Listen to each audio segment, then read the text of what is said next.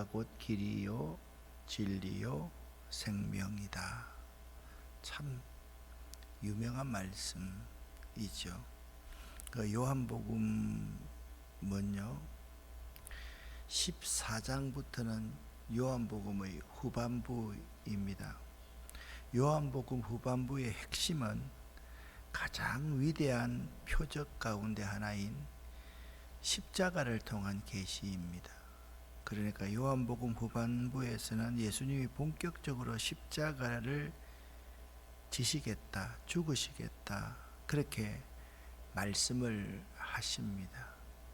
그래서 요한복음 13장에 보니까 제자들의 발을 씻기신 예수님, 그리고 새 계명을 너희에게 주노니 너희가 서로 사랑하라.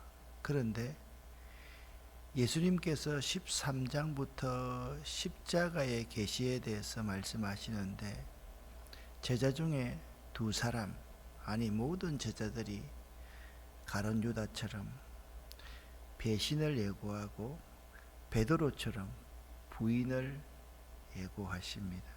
그러니까 요한복음 14장부터 참 중심 내용 가운데 예수님은 십자가에 달려러 가시고 제자들은 자꾸 예수님을 부인하고 떠나려고 하는, 그러니까 십자가와 영광 사이에 굉장한 텐션이 이루어지고 있는 모습을 우리는 볼 수가 있습니다. 그래서 요한복음 13장과 14장은요 매우 밀접한 관계를 지니고 있습니다. 자, 여기 이제 제가 예수님이라는 게 아닙니다. 예수님께서 제자들에게 말합니다. 내가 죽을 거야. 내가 너희를 떠날 거야. 그렇게 말하면 여러분이 제자들이라면 걱정 근심이 있겠어요, 없겠어요? 당연히 있을 것 아닙니까?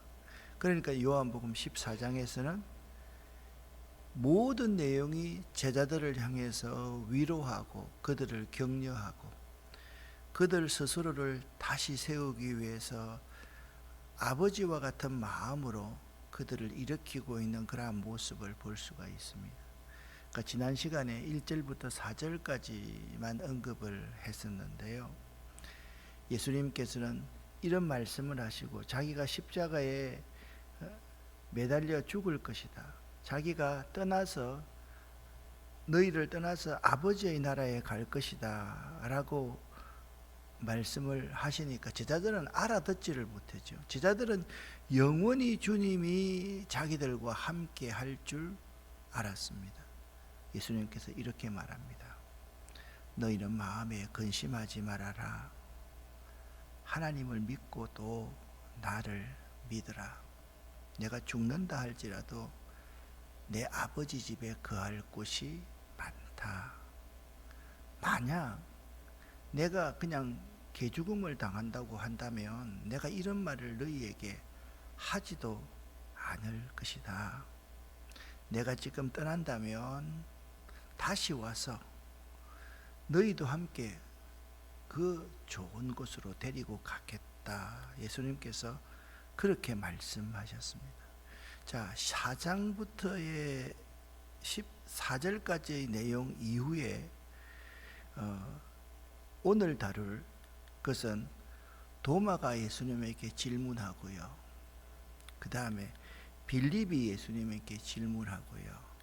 유다가, 이 가룟 유다가 아닌 다른 유다가 예수님께 질문을 하고 예수님이 대답하시는, 예수님께서 새로운 말씀을 주시면서 그들을 위로하는 내용이 요한복음 14장 1절부터 마지막 절 31절까지의 내용입니다.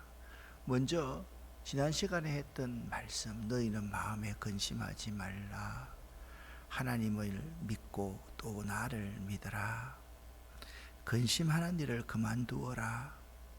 이건 근심할 문제가 아니야. 더 좋게 될 거야. 너희의 마음이 더 이상 근심에 얽매이지 않도록 하라. 예수님께서 그렇게 말했습니다. 이 말이 얼마나 제자들에게 큰 위로가 되었을까요? 그들 중 한 사람의 배신과 한 사람의 부인에 대한 경고를 받고 부끄러워하고 있을 그 제자들에게 굉장히 큰 위로가 되었습니다. 마음에 근심하지 말아라. 하나님을 믿으니 또 나를 믿어라.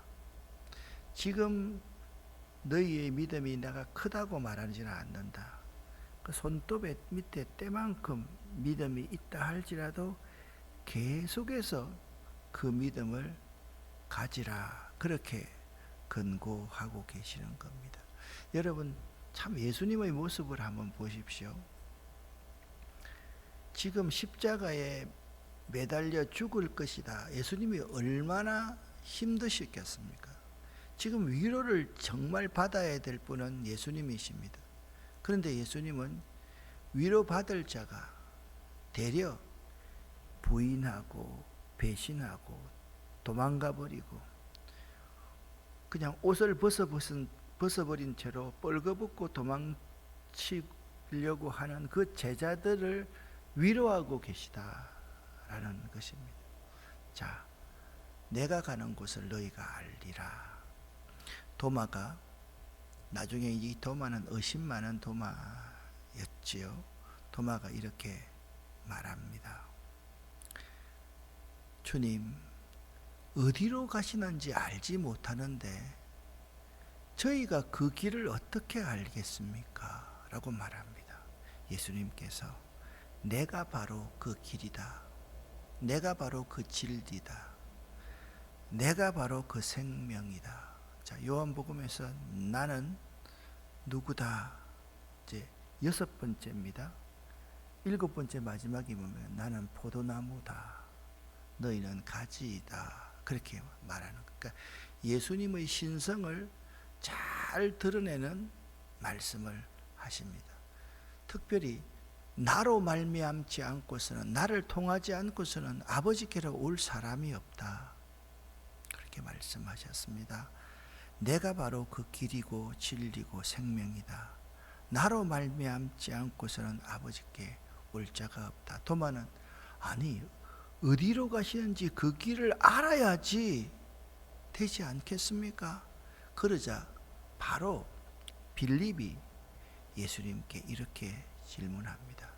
주님, 저희에게 그 아버지를 좀 보여주십시오. 아버지께로 간다 그러시는데 그것만 보여주시면 제가 충분하겠습니다.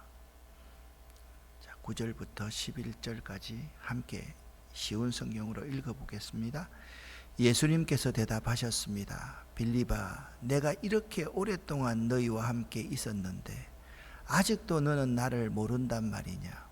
나를 본 사람은 아버지를 본 것이나 다름이 없는데 어떻게 네가 저희에게 아버지를 보여주십시오라고 말하느냐?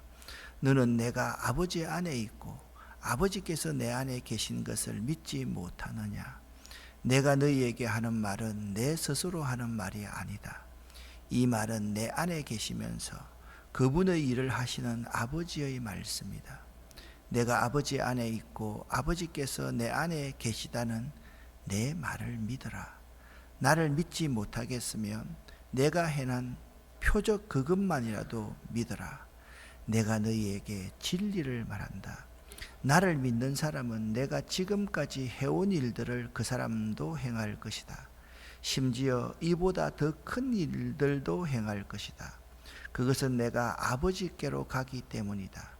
그리고 너희가 내 이름으로 무엇이든지 구하면 내가 너희에게 다 이루어 주겠다. 그리하여 아버지께서 아들로 말미암아 영광을 받으시게 될 것이다. 너희가 내 이름으로 무엇이든지 내게 구하면 내가 다 이루어 주겠다. 아멘. 자, 빌립의 질문에 대해서 예수님께서 말씀하십니다. 내가 그렇게 너희와 함께 있으면서 너희에게 나를 본 것이 아버지를 본 것이다. 나를 만난 것이 아버지를 만난 것이다. 여러분, 우리나라의 개념을 보면 이게 이해가 안 됩니다. 자, 요한복음을 처음 강의할 때 여러분에게 이런 말씀을 드렸던 걸 기억을 할 겁니다. 유대인들은 아들을 보면 아버지를 볼 수 있다. 이해되시죠? 그죠? 아버지의 직업이 아들의 직업이고, 아들은 아버지를 온전히 따라가려고 합니다. 그 시대 유대인들은 그냥 아버지를 벗어나지 않습니다. 아버지한테 거역하는 일이라는 것은 있을 수가 없었습니다. 그래서 아들 보면 아버지를 보는 거예요. 그런 생각을 가지고 이 말씀을 읽으면 참 이해가 됩니다. 빌립의 질문에 대해서 예수님께서 말합니다. 너희가 내 말을 믿어라. 나를 믿어라. 나를 믿지 못하겠으면 내가 행했던 그 표적 그것만으로도 나를 믿어라. 그렇게 예수님께서 말씀하셨습니다. 그러면서 너희가 내 이름으로 무엇이든지 내게 구하면 내가 다 이루어 주겠다. 내가 아버지니까, 내가 하나님이니까 그렇게 말씀합니다.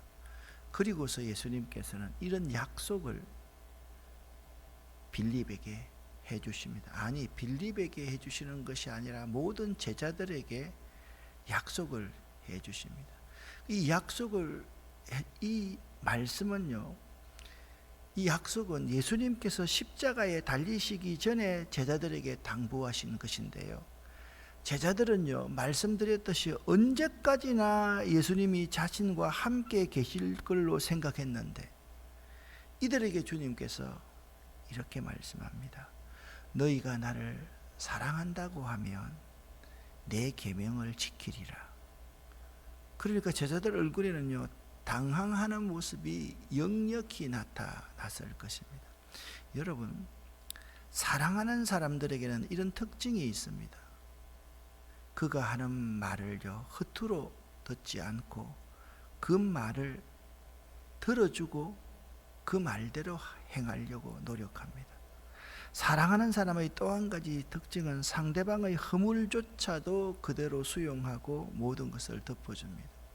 진짜 사랑하는 사람은요, 그 사람의 장점을 보고 사랑하는 것이 아니라 그 사람의 부족함을 보고, 당신이 이런 부족한 면이, 그 말은 안 합니다. 그것을 내가 메워주고 채워주고 그것을 보조하기 위해서 내가 있어. 그게 진짜 사랑입니다. 여러분, 어제가 제 생일이었는데요, 여러분들이 뭐 제 생일을 모르고 뭐 생일날 케이크 한 개 자르고, 이거 중요한 게 아니에요. 정말 사랑하는 것은 여러분이 부족하면 내 외투를 벗어서 그 가려줄 수 있는 목회자, 그게 목회자예요. 여러분도 마찬가지요. 제가 왜 허물이 없겠어요? 얼마나 모순이 많겠어요.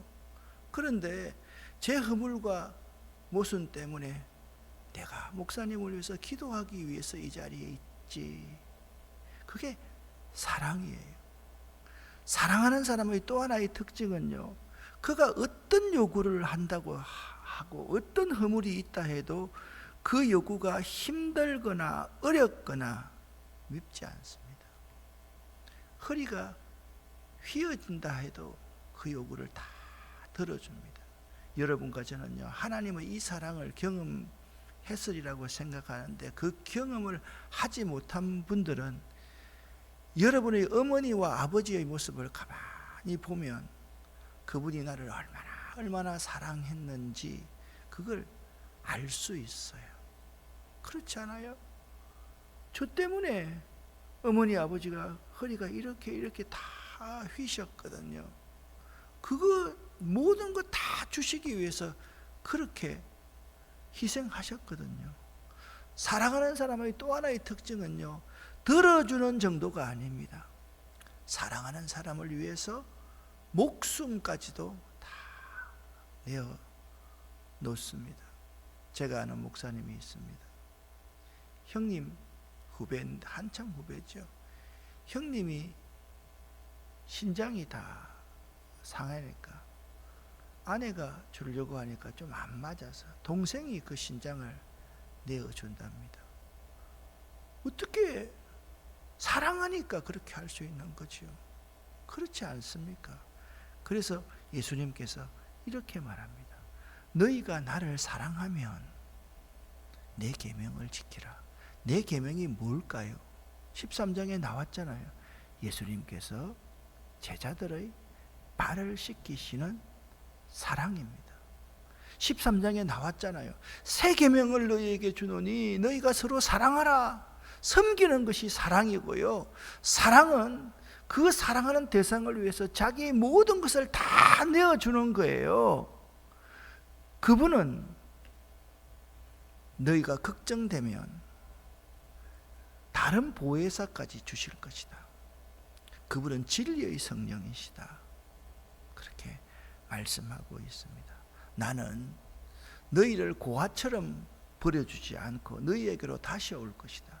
부모와 같은 사랑을 가지고 있는 거죠. 내 계명을 가지고 그것을 지키는 사람이 나를 사랑하는 사람이다.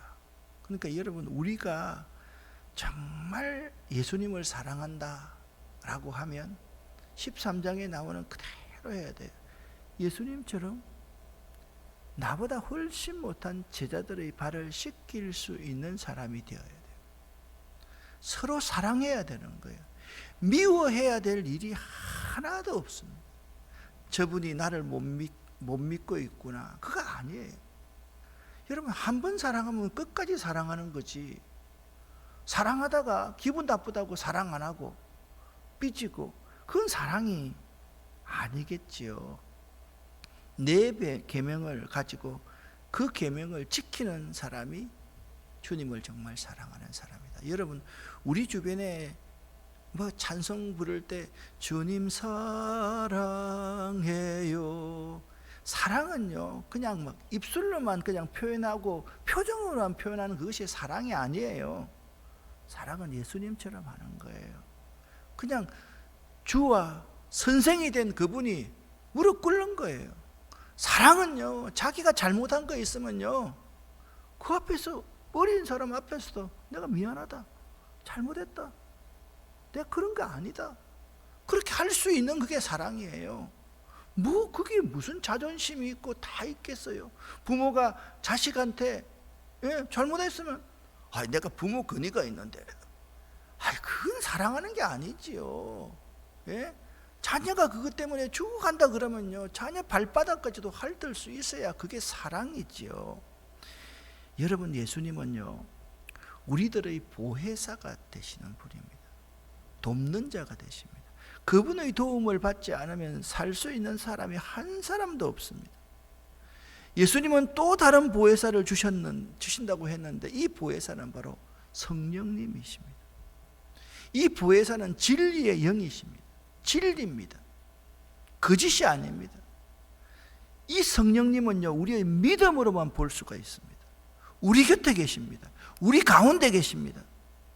성령님이 우리 곁에 계시고 우리 가운데 계시는 분은 그 자체로 고귀한 자가 됩니다.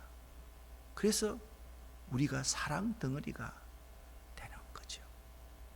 마지막 한 사람이 질문을 합니다. 유다입니다. 가룟 유다가 아닌 유다입니다. 그때 다른 유다가 주님, 자신을 우리에게는 나타내시고 세상에는 나타내지 않으시는 이유가 무엇입니까? 왜 자꾸 우리에게만 십자가에 죽는다, 내가 아버지께로 간다, 이 말씀만 하시는 겁니까? 예수님께서 이렇게 유다에게 말씀합니다. 나를 사랑하는 사람이라면 나의 교훈을 지킬 것이다. 내 아버지께서 그를 사랑하실 것이고 우리도 그 사람에게 와서 함께 있을 것이다. 나를 사랑하지 않는 사람은 내 교훈을 지키지 않는다. 너희가 듣는 이 교훈은 내 것이 아니고 나를 보내신 아버지의 교훈이다. 자, 같이 읽겠습니다. 25절 26절입니다. 이 모든 것을 내가 너희와 함께 있는 동안에 너희에게 말하였다. 그러나 내 아버지께서 나의 이름으로 보내실 진리의 성령이신 보혜사께서 너희에게 모든 것을 가르치시며 내가 너희에게 말한 모든 것을 생각나게 하실 것이다. 여기 굉장히 중요한 말씀이 있습니다. 모든 것을 가르치시며 말씀하신 모든 것을 생각나게 하시는 성령님. 여러분, 우리가 그렇습니다. 부모의 사랑도 있잖아요. 그때는 몰라요. 나중에 새록새록 생각이 납니다. 그때 이제 우리가 흐느끼게 되고 눈물 흘리게 되는 거죠. 마찬가지입니다. 제가 부목사 생활을 오래 했습니다. 3군데에서 부목사 생활을 했습니다. 저를 가르쳤던 부목사 시절의 목사님들, 그리고 제가 청년 때까지 제가 섬겼던 목사님들 가만히 보면 그때는 그분들이 진가를 제가 잘 몰랐어요. 그런데 지금 제가 이제 저는 지금 제 생각이 그렇습니다. 어떻게 하면 제가 하나님의 은혜로 잘 이루어 놓은 이 교회를 다음에게 잘 물려줄까? 그게 내 지금 꿈입니다.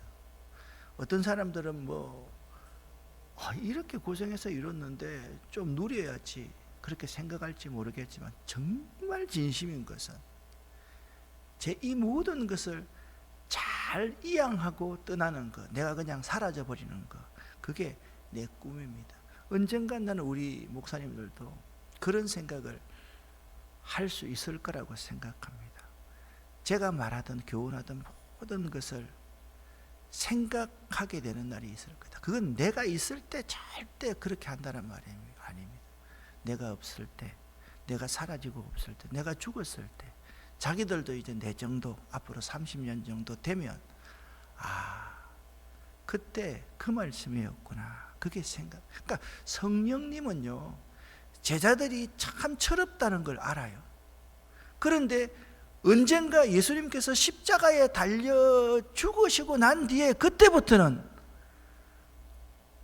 생각나게 하시는 분이시다, 그렇게 말씀하고 있습니다. 예수님께서 제자들에게 마지막으로 사랑으로 이런 당부를 하십니다. 굉장히 중요한 말씀입니다. 같이 한번 읽어보겠습니다.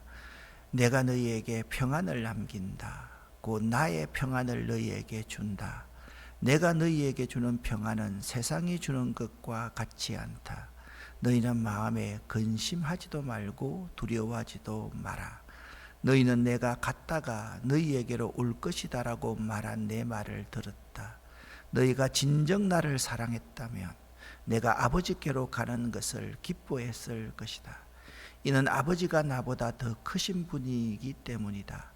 내가 지금 이 일이 일어나기 전에 너희에게 말하는 것은 이 일이 실제로 일어날 때 너희로 하여금 믿게 하기 위해서이다. 이 세상의 통치자가 오고 있으므로 더 이상 너희와 많은 말을 나눌 수 없다. 하지만 이 세상의 통치자는 나를 마음대로 할 권세가 없다.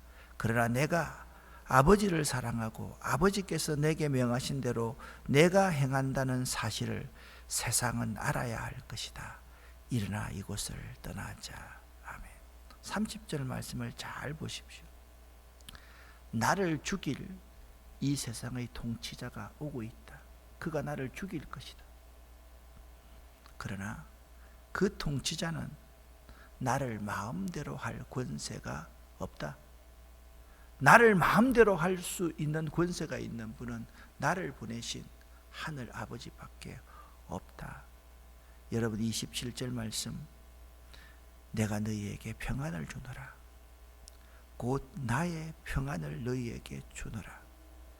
내가 너희에게 주는 평안은 세상이 주는 평안과 같지 않을 것이다. 그러니 너희는 마음에 근심하지도 말고 두려워하지도 말라. 이 말씀이 제자들에게 얼마나 큰 위로가 되었을까요? 근데 이때 위로가 되었을까요? 아니에요. 예수님이 떠나고 난 후에 새록새록 생각나게 하시는 성령님께서 그 말씀이 그 말씀이구나. 내가 주는 평안은 세상이 주는 평화와 같지 않다. 평화로다. 하늘 위에서 내려오네. 그렇습니다. 이런 위로자가 저는 되고 싶습니다. 여러분도 이런 위로자가 될 수 있기를 예수 이름으로 간절히 축원합니다. 참 좋은 사람은 다른 사람을 위로하고 격려하는 사람입니다. 하나님은 우리의 위로자가 되십니다. 우리의 위로자 성령님, 우리의 위로자 성령 하나님. 사랑하는 성도 여러분, 우리 주변에 있는 모든 어려운 사람들, 나보다 못한 사람들, 그런 사람들을 진심으로 위로할 수 있는 위로자가 되시기를 예수 이름으로 간절히 축원합니다. 기도하겠습니다. 하나님 아버지여, 이 시간 간절히 기도 드리는 제목이 있습니다. 우리 장인영 집사님, 장 집사님이 집에서 주저앉아서 지금 뼈에 금이 갔다고 합니다. 하나님께서 도와주셔야 되겠습니다. 그러지 않아도 몸이 불편했는데 혹시나 이 뼈의 금감 문제 때문에 더 어렵지 않도록 성령 하나님께서 치료자가 되어 주시옵소서. 성령 하나님, 치료하는 광선을 발하여 주시옵소서. 정상적으로 움직이는 분보다 더 속히 쾌차될 수 있도록 하나님의 성령께서 역사하여 주시옵소서. 하나님, 저희들이 이 세상의 모든 사람의 위로자가 되기를 원합니다. 그런 삶을 살기를 원합니다. 하나님, 우리에게 주님의 사랑이 무엇인지 깨달아 알 수 있도록 도와주시옵소서. 사랑을 품고 살아가는 우리 주님께 순종하는 저희 될 수 있도록 도와주시옵소서. 오늘 새벽도 기도하는 우리 모두에게 하나님, 우리의 기도를 들어서 응답하여 주시옵소서. 예수 그리스도 이름으로 축복하옵고 간절히 기도 올립니다. 아멘.